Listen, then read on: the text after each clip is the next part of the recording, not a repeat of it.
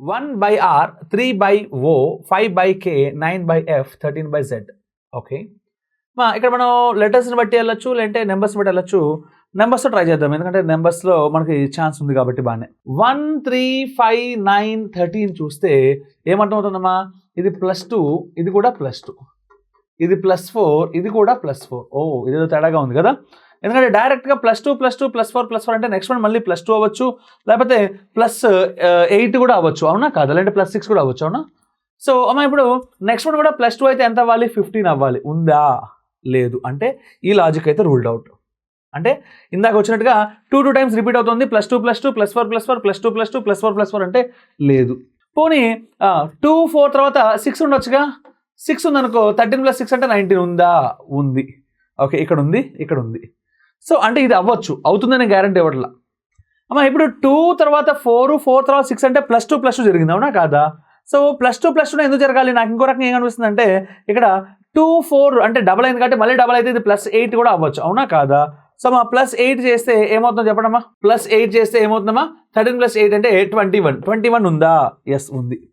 అంటే ఇది 19 అవ్వచ్చు, 21 అవ్వచ్చు. కాబట్టి ఈ రెండింటి బట్టి నేను డైరెక్ట్ చెప్పలేను, అంటే ఏది ఆన్సర్ చెప్పలేను. సో ఆటోమేటిక్గా ఆల్ఫాబెట్స్లోకి వెళ్తే R అంటే ఎంత?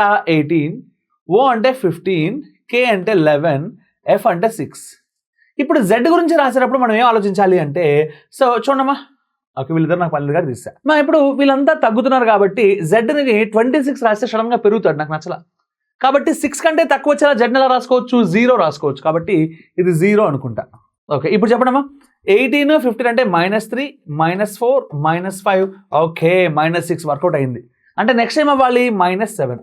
ఇక్కడ నుంచి మనం క్వశ్చన్ని 2 రకాలుగా డ్రైవ్ చేయొచ్చు. ఏంటి అంటే, సో Z అంటే 0 కాబట్టి 0 - 7 అంటే -7. -7 ఎప్పుడైతే వచ్చిందో దానికి 26 యాడ్ చేసి 19 అని చెప్పి, 19 అంటే ఎస్ కాబట్టి సో ఎస్ అని చెప్పడం ఒక పద్ధతి.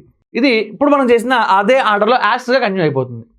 సరే, ఇక్కడ 0 ఫిట్ అయిన తర్వాత నెక్స్ట్ లెటర్ రావాలి అంటే జెడ్ని మళ్ళీ 26 అని, 26 - 7 అంటే 19 అని, 19 అంటే ఎస్ అని కూడా చెప్పొచ్చు. అంటే ఆల్ఫాబెట్ ఏమవ్వాలమ్మా? ఎస్. ఇప్పుడు ఈ 3 ఆప్షన్స్లో ఎస్ అనేది ఇక్కడ మాత్రమే ఉంది కాబట్టి ఫిక్స్ అయిపోయింది. ఆన్సర్ ఏంటి? First option. ఆన్సర్ ఏంటమ్మా? First option. అర్థమైందా my dear boys and girls? అంటే ఒకవేళ నెంబరు ఆల్ఫాబెట్లో ఒక చోట అంబిగ్యూటీ ఉన్నప్పుడు రెండో దాంతో మనం ఆ అంబిగ్యూటీని బ్రేక్ చేయాలి. అర్థమైందా my dear boys and girls? Okay, so ఇది మనం నేర్చుకోవాల్సిన పాయింట్. ఓకే.